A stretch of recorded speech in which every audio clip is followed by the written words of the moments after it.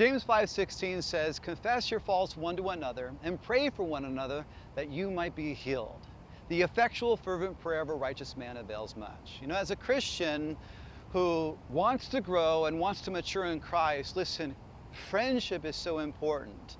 But it's not just, quote unquote Christian friends, but, genuinely godly friends, somebody that you can trust, somebody that you can confide in.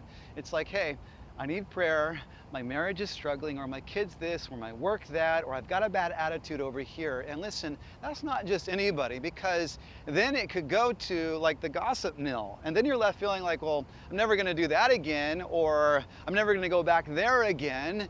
But when you confide in somebody, make sure that you genuinely trust that person, because we really need this. As a believer, listen, you should know a Christian man, or ladies, a Christian woman, somebody that you can trust, who you can go to and you can say, I've got this favor. Would you please pray for me? Because sin loves to get us alone, and isolation, that's really where the devil works. But to have a good friend in life, but that calls for transparency. It calls for being vulnerable, to be able to come and say, would you please pray for me? I'm struggling with this.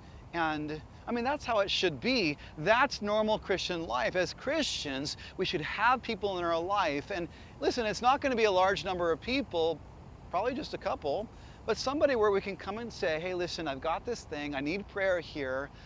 I need this straightened out. This thing about my life is not right. Would you please pray for me?